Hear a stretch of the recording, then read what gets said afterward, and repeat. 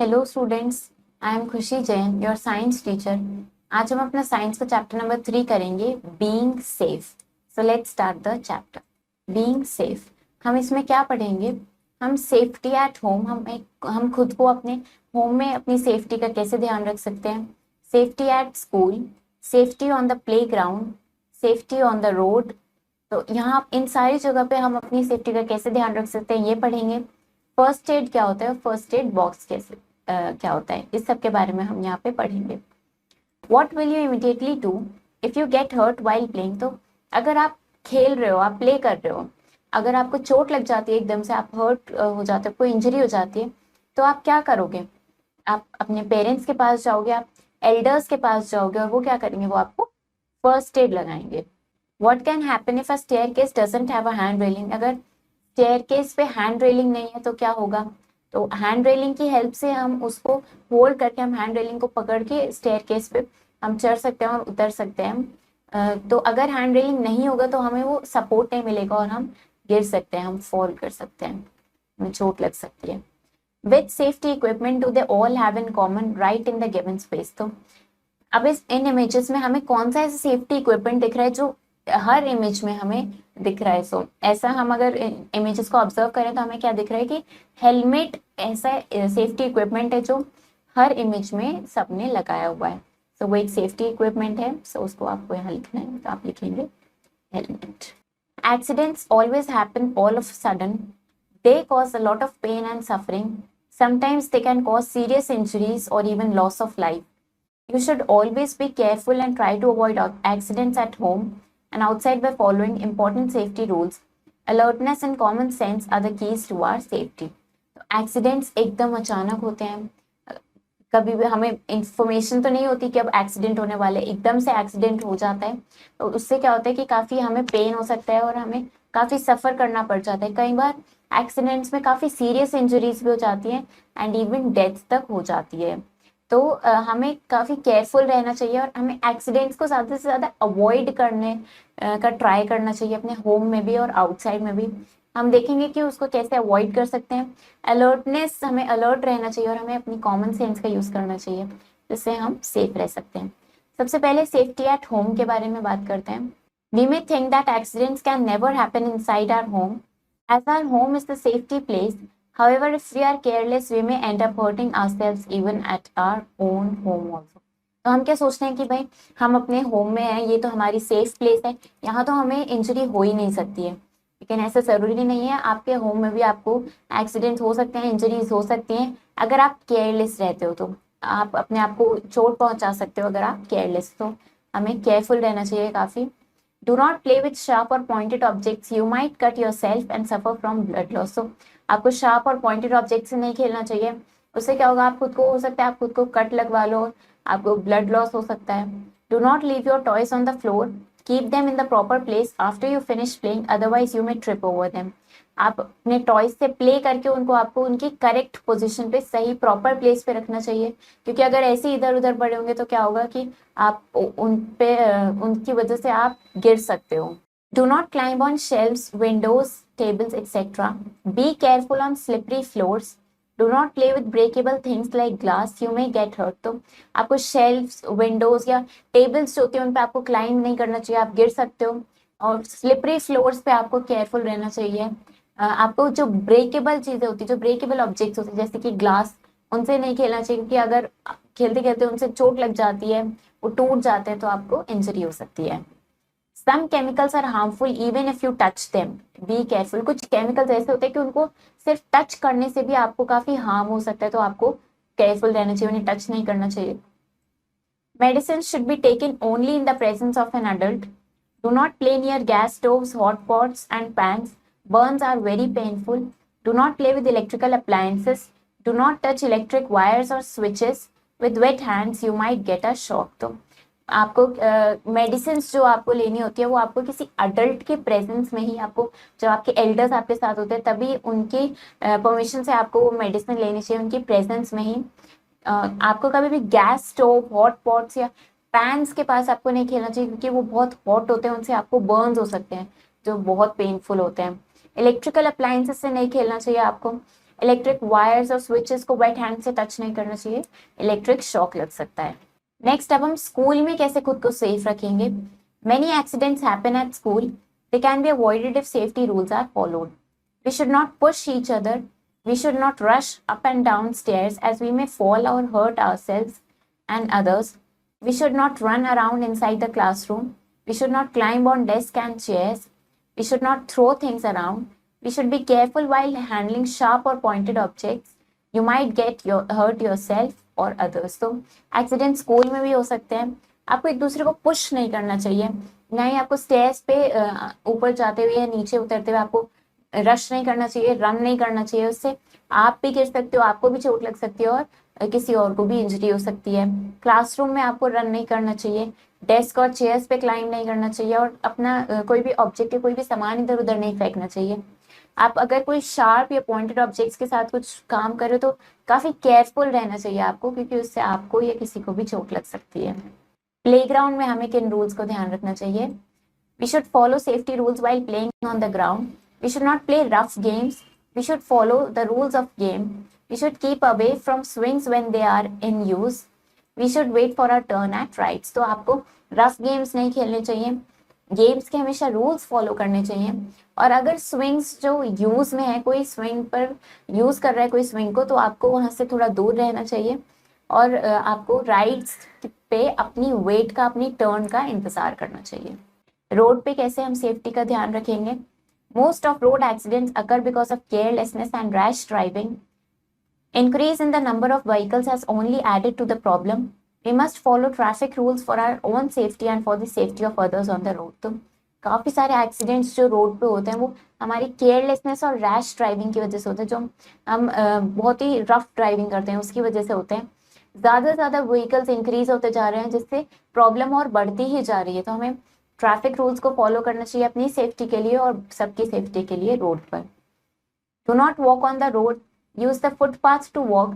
If there is no raised footpath, walk on the right side so that you can see the traffic coming towards you. आपको road पर कभी भी ऐसे walk नहीं करना चाहिए, हमेशा फुटपाथ पे वॉक करना चाहिए। और अगर कहीं पर फुटपाथ ऐसे नहीं आप दिख रहा है तो फिर आपको राइट साइड पर वॉक करना चाहिए, जिससे कि ट्रैफिक आता हुआ आपको दिख जाए। Be careful while crossing the road. Use the zebra crossing wherever it is available. Road cross करते हुए हमेशा आपको ध्यान रखना चाहिए कि आप जेब्रा क्रॉसिंग का ही यूज करें क्रॉस करने के लिए। Look first to your right and then to the left to see if any vehicle is coming. Cross the road only after you are sure that the road is clean. आपको सबसे पहले अपनी right side देखना चाहिए, फिर left side देखना चाहिए। क्या देखना है कि कोई व्हीकल नहीं आ रहा है, तब आपको रोड क्रॉस करनी चाहिए जब आपको लगे कि रोड बिल्कुल क्लीन है, कोई भी व्हीकल नहीं आ रहा है किसी भी साइड से। Choose the correct option. Dash cause harm to life. हमारी लाइफ को हार्म कौन पहुंचाता है? Accidents. Do not play with, हमें नाइफ के साथ नहीं खेलना चाहिए। Follow traffic rules, traffic rules का फॉलो करना चाहिए। First aid. फर्स्ट एड क्या होता है? First aid is the medical help given to an injured or sick person before proper medical aid arrives. Immediate first aid can save a person's life or prevent permanent injury. Here are some first aid rules to follow. Do not get frightened or panic when an accident takes place. Do not crowd around the person who is hurt or injured. Be calm and make the victim comfortable. Let him lie down. Do not try to give first aid to anybody if you have not learned how to do it. If someone is injured or sick, call an adult immediately. He can then call a doctor. First aid क्या होता है? First add एक medical help होती है जो किसी injured या सिक person को दी जाती है प्रॉपर मेडिकल हेल्प के आने से पहले। तो इमीडिएट फर्स्ट एड हम जो पर्सन को प्रोवाइड करते हैं वो उसकी लाइफ को बचा सकता है, उसको परमानेंट इंजरी होने से बचा सकता है। फर्स्ट एड के लिए भी कुछ रूल्स को फॉलो करना जरूरी है। अगर कहीं पर कोई एक्सीडेंट हो जाता है तो आपको एकदम से पैनिक नहीं होना चाहिए, आपको एकदम से घबराना नहीं चाहिए और उस पर्सन के अराउंड आपको एकदम क्राउड नहीं लगाना चाहिए जिसको इंजरी हुई है। एकदम काम रहना चाहिए और विक्टिम को भी हमें कंफर्टेबल बनाना चाहिए, उसको हमें लाई डाउन करा देना चाहिए जिससे कि थोड़ा उसको रिलीफ मिले। और अगर आपको फर्स्ट एड की नॉलेज नहीं है तो आपको फर्स्ट एड नहीं देना चाहिए। अगर किसी को चोट लग जाती है, कोई इंजरी हो जाती है, कोई सिक है, तो किसी अडल्ट को बुलाना चाहिए और फिर उनसे कहकर डॉक्टर को बुलवा लेना चाहिए। गिविंग फर्स्ट एड कैसे देते हैं? We should know how to render first aid for minor injuries. तो some measures are explained below. Wash your hands before touching the wound. Clean the wound with cotton and water. Apply an antiseptic cream or lotion to kill the germs. Cover the wound with a bandage. If there is bleeding, a properly tied bandage will stop the flow of the blood. तो आपको wound को अपने hands को wash करने से पहले नहीं touch करना चाहिए, अच्छे से वॉश करके टच करना चाहिए। उसको अच्छे से कॉटन और वाटर से क्लीन करना चाहिए और फिर एंटीसेप्टिक क्रीम या लोशन लगानी चाहिए जिससे कि जर्म्स किल हो जाए। बैंडेज से वोंड को कवर करना चाहिए और अगर काफी ज्यादा ब्लीडिंग हो रही है तो उसको प्रॉपरली बैंडेज से टाई करके करना चाहिए जिससे कि ब्लड का फ्लो रुक जाए। In case of burn, pour some clean cold water on the affected area or apply some ice. Apply some antiseptic cream burnal with a pad of cotton. If the burn is severe, rush the patient to the doctor. तो अगर किसी को कोई burn हो जाता है किसी का कोई बॉडी पार्ट, तो उस पर आपको क्लीन कोल्ड वाटर डालना चाहिए या फिर कोई आइस लगा देनी चाहिए, एंटीसेप्टिक क्रीम जैसे कि बर्नॉल लगा देनी चाहिए कॉटन की हेल्प से। और अगर बर्न बहुत ज़्यादा सीवियर है, बहुत ज़्यादा इंजरी हुई है, तो एकदम से पेशेंट को रश लेकर जाना चाहिए डॉक्टर के पास। People may get bitten by insects. Some insect stings or bites are very painful and cause swelling. Try carefully to remove the sting with a pair of tweezers. Apply a paste of baking soda and cold cream to ease the pain. Calamine lotion can also be used to reduce itching. तो हमें insects भी bite कर लेते हैं कई बार। कुछ insect swings और bytes जो होते हैं वो काफ़ी पेनफुल होते हैं और उनसे स्वेलिंग भी हो जाती है। तो हमें केयरफुली उस स्टिंग को रिमूव करना चाहिए with a pair of tweezers. उस पर बेकिंग सोडा का पेस्ट लगा देना चाहिए या कोल्ड क्रीम लगा देनी चाहिए जिससे पेन में रिलीफ मिलता है। और अगर काफ़ी ज़्यादा इचिंग होती है तो उसको रिड्यूस करने के लिए हमें कैलेमाइन लोशन लगाना चाहिए। फर्स्ट एड फॉर फेंटिंग, अगर कोई फेंट हो जाता है तो क्या करना चाहिए? Help the person to lie down. Ensure that the head of person is at a level lower than rest of the body. This increases the supply of blood to the brain. Avoid crowding and make space for fresh air around the person. Call a doctor immediately. तो अगर कोई फेंट हो जाता है, कोई unconscious हो जाता है, तो उस पर्सन को हमें लाई डाउन करा देना चाहिए और हमें ध्यान रखना चाहिए कि उस पर्सन का हेड उसकी बाकी रेस्ट ऑफ द बॉडी से लोअर लेवल पे हो जिससे कि ब्लड का फ्लो इंक्रीज होता है ब्रेन की तरफ। हमें क्राउड नहीं करना चाहिए उस पर्सन के अराउंड, फ्रेश एयर के लिए स्पेस छोड़नी चाहिए और डॉक्टर को इमीडिएटली कॉल करना चाहिए। First aid for minor Burns, अगर बहुत माइनर सा बर्न हो जाता है, wash the burned area with cold running water and put an ice cube on it. Apply calamine lotion on the burned area. Do not cover it with a bandage. तो अगर burn हो जाता है minor सा तो उसको cold running water से wash करना चाहिए, उस पर आइस क्यूब लगानी चाहिए और उस बर्न एरिया पे कैलेमाइन लोशन लगाना चाहिए, उसे बैंडेज से कवर नहीं करना चाहिए। फर्स्ट एड बॉक्स में क्या क्या होना चाहिए? First aid box usually has the following things: a first aid book, some bandaids, small pieces of clean cloth, a pair of scissors, a crepe bandage, a thermometer, pair of forceps या tweezers, a small soap, pencil torch, an antiseptic lotion to clean wounds. Wounds को clean करने के लिए एक antiseptic lotion होना चाहिए। A small roll of sterilised gauze and cotton pads. तो sterilised gosh का एक छोटा सा रोल या फिर कॉटन पैड्स होने चाहिए। An antiseptic cream to apply on cuts and wounds. Cuts या वुंड्स लग जाते तो उन पे अप्लाई करने के लिए एंटीसेप्टिक क्रीम होने चाहिए। Small cotton roll and anti burn cream. तो ये सारी चीजें हमारे फर्स्ट एड बॉक्स में होनी चाहिए। Accidents always happen all of a sudden. Do not climb on shelves, windows, tables, etc. We should follow rules of game while playing. We should not run around inside the classroom. The immediate help given to an injured person or sick person is called first aid. तो accidents कभी भी कहीं भी हो सकते हैं। हमें shelves, windows और टेबल पे क्लाइंब नहीं करना चाहिए। गेम्स प्ले करते हुए हमें रूल्स को फॉलो करना चाहिए। क्लासरूम में रन नहीं करना चाहिए। जो इमीडिएट हेल्प हम किसी इंजर्ड या सिक पर्सन को प्रोवाइड करते हैं उसे हम फर्स्ट एड बोलते हैं। सो अब हम इसकी कुछ एक्सरसाइजेस ट्राई करते हैं। Dark in the correct option in the OMR sheet. हमें करेक्ट ऑप्शन चूज करना है। We should not play with, हमें किन से नहीं खेलना चाहिए? हमें शार्प एंड पॉइंटेड ऑब्जेक्ट से नहीं खेलना चाहिए। So A option.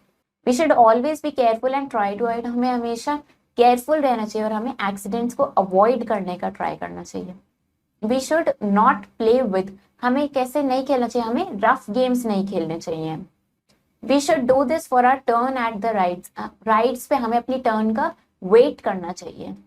Avoid this if someone has fainted, अगर कोई फेंट हो गया तो हमें वहां पे अवॉइड क्या करना चाहिए, हमें क्राउडिंग नहीं करनी चाहिए, क्राउडिंग को अवॉइड करना चाहिए। फिल इन द ब्लैंक्स, अब हमें अपना करेक्ट आंसर फिल करना है। While walking on a road side always use, road side पे वॉक करते हुए हमें हमेशा किसका यूज करना चाहिए, हमें हमेशा फुटपाथ का यूज करना चाहिए। Cross the road only at, हमें रोड को कौन सी क्रॉसिंग पे क्रॉस करना चाहिए, हमें ज़ेब्रा क्रॉसिंग पे क्रॉस करना चाहिए। We must not play with, हमें कैसे ऑब्जेक्ट के साथ नहीं खेलना चाहिए, शार्प या पॉइंटेड ऑब्जेक्ट्स के साथ नहीं खेलना चाहिए। वी शुड फॉलो द, हमें गेम्स के रूल्स को फॉलो करना चाहिए। Write T for true statements and F for the false ones, तो अब आपको ट्रू और फॉल्स फिल करना है। We should not walk on footpath, हमें फुटपाथ पे वॉक नहीं करना चाहिए, इनकरेक्ट फॉल्स, हमें फुटपाथ पे ही वॉक करना चाहिए। We must not run in the class, हमें क्लास में रन नहीं करना चाहिए, true. We should wash our hands before touching the wound, wound को टच करने से पहले आपको अपने हैंड्स को वॉश करना चाहिए, true. First aid is the immediate help given to an injured person, किसी भी इंजर्ड पर्सन को जो आप फर्स्ट हेल्प प्रोवाइड करते हो उसे फर्स्ट एड बोलते हैं, ट्रू। सो चैप्टर हमारा फिनिश हो गया। इसमें हमने क्या पढ़ा, हमने देखा कि हम खुद को कैसे सेफ रख सकते हैं अपने होम में, प्लेग्राउंड में, स्कूल में या रोड पर हम अपनी सेफ्टी को कैसे ध्यान रख सकते हैं। फर्स्ट एड क्या होता है, फर्स्ट एड कैसे प्रोवाइड करते हैं और फर्स्ट एड बॉक्स में क्या क्या चीज़ें होनी चाहिए, सब कुछ हमने अच्छे से पढ़ा। आई होप आपको चैप्टर समझ आया होगा। आप इसको अच्छे से रीड करो, इसकी एक्सरसाइजेस ट्राई करो। हम मिलेंगे नेक्स्ट वीडियो में। Thank you and have a nice day.